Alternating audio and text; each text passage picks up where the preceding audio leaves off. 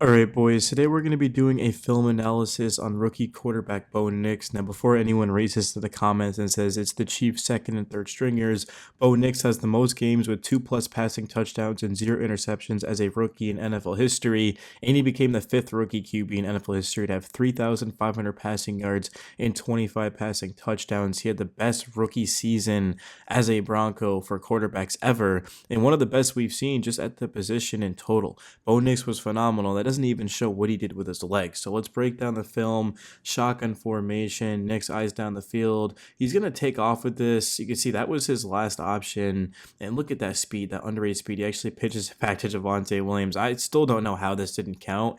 Looked to me from the naked eye, at least, that he did, of course, lateral that backwards versus forward. And once again, just taking off a lot of time. And he just gets to the sideline. No one's catching him, man. I mean, you just don't see quarterbacks like Bo Nix very often that are athletic, accurate, poised, avoid pressure, elevate everyone around them. That's a great ball one-on-one. Cortland Sutton, who wins his matchup on the outside. Back in the shotgun, the Broncos line is as good as it gets, man. It's number one in terms of blocking against the pass. I believe it was ninth against the run. Same thing, just shotgun. Nix going through his progressions, hits the easy one for Sutton. A lot of quarterbacks there will try to force it, but Nix just takes what the defense gives him and picks up yards, lives to see another down. And now he's got his running back who makes a man miss, continuing to pick up extra yardage. Javonte Williams is going to be absolutely critical for this Broncos team in the playoffs. And here's just another angle at it. He's able to break that tackle, and look how many extra yards he gets by breaking that, man. And we're talking about an extra probably 15 yards right there. And now Broncos at midfield. They're inside of Kansas City territory. And Nix, he's just circling through his progressions. He's got so much time, and he dumps it off to the flat, picks up a big-time gain. Love what the Broncos are doing. They've got motion. You know it's man-to-man because you've got a man following him. So now it's just about can they win their matchup, and Nix just attacks it right there. Once again, you can see there was a safety late to get there, but no, number 17, I believe that's Devon Vele, ends up coming down with the ball. And now Nix, this is just another angle at it, man. That's just a vertical route, and he wins it. Nix throws it, high points it just only so his receiver can get it. And now he's going to motion his back to the right, hit him. This is a play, that's actually a receiver. That's Marvin Mims. How about that? See, Mims is so fast, he just he looks like a running back. I love this play design too because you're just reading the defense and you realize that, hey, look, that guy right there is not going to be able to get to him in time. You see how he dove right there? Well, he beat him to the spot, and that's why Nix threw that football. And Mims is going to win that every single time. I don't care what linebacker that is in football. He's not going to be able to catch Mims.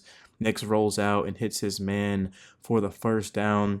Play action fake, just bootleg. This is another look. And look at that strong throw, too.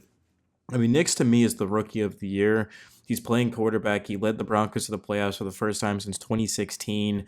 Brock Bowers, Brian Thomas Jr. had unbelievable seasons, but Bo Nix, just given what he's done and how he's changed his franchise, I think the Broncos legitimately can beat the Bills. I mean, I think the Broncos were the worst possible matchup for the Bills out of all the teams, even including the Bengals, and that's Jaleel McLaughlin, definitely by far my favorite back on this team. I think he's the most talented. I'd love to see him become the bell cow.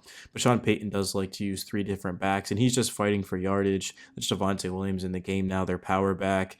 They're actually gonna go to the fullback here, number 20, fighting. Is he in? Not quite. He's gonna be in about not even a half of a yard short, and they're just gonna give it to 23, who gets in there and untouched for the touchdown, spins the ball in celebration. Bo Nix back at shotgun. Javonte to his left.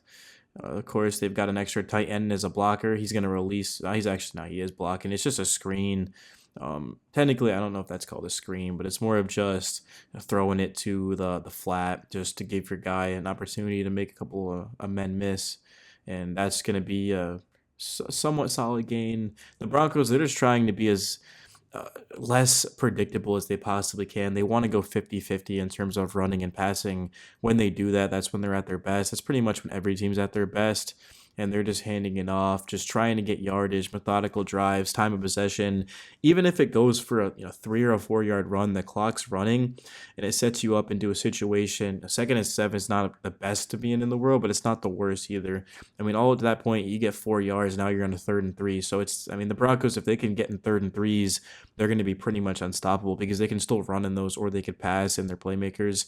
open space. All they have to do is just make a guy miss, and they're going to get a huge gain. A lot of speed on this Denver team. Sean Payton's finally decided to just utilize it, man. He wasn't doing it the whole year.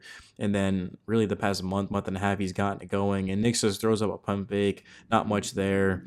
Yeah, just a play action fake. And you can see eyes down the field, nothing. And he's just going to make sure he at least picks up positive yards, even if there's nothing there. It's better than just taking a sack or something like that. This is going to be a play action fake. He goes to his left. That's an interesting play call too there. You fake it to the right, you go to the left, and you're just relying on your guy to beat their guy to the spot, which in this case, he doesn't. They still pick up yardage, but I mean that's a tight end, so it's not a receiver, so it's going to be hard to do. The Chiefs honestly played that pretty well. And they're rushing four right here. Just going to be, again, just one of those just I don't know what route you call it exactly, but you just send him to the sideline and just hope that he can beat his guys at the spot, and then he gets blockers. This time he does get tackled, but they're attacking the backer, but the backer didn't even make the play. It was just the guy who was getting blocked ends up making it, and that's gonna happen when you run a play like that. It's all about speed and blocking, and that one didn't work. The first one did for the touchdown. Bo Nix, a little bit of a high throw, but it's caught. There was a penalty on the play. You can see he's just communicating to his running back, making sure he's in the right spot. He's going to tell him where to go. I mean, he's just blocking the edge right here, which number 97, you see they're double teaming him, basically sort of a chip, and then he actually block and releases.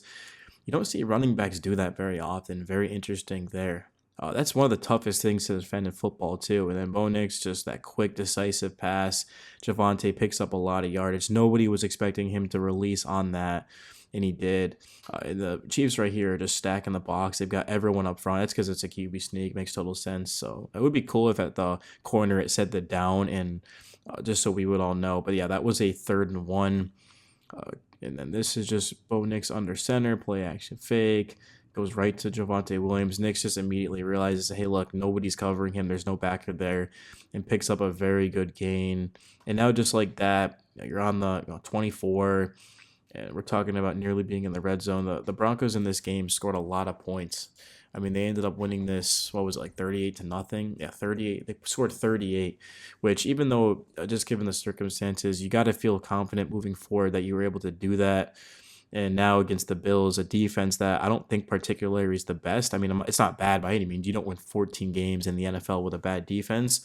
But I do think the Broncos match up well with it just because they're going to be able to out-physical their front. Remember, the Broncos, they've got one of the best offensive lines in football, a quarterback who's taking care of it, who's decisive.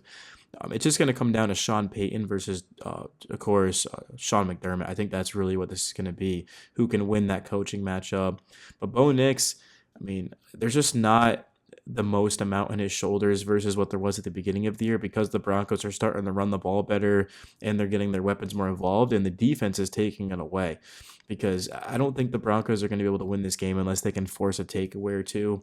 And then also, of course, they're going to have to be smart with the ball and just keep Josh Allen off the field as much as possible. So runs like this is huge. Just continue to run the ball, win up front. Of course, we got a fullback right there. And they're going to just go play action. Bo Nix rolling out. And you see he throws it. It hits off of a Chief. And it hits off of another Chief's hands. And then Devon Vele ends up reeling it in. One of the craziest plays of the year in Week 18. I mean, just one more look at this, guys. Like, when does this ever happen? Just boom, off of him, and then caught by a receiver.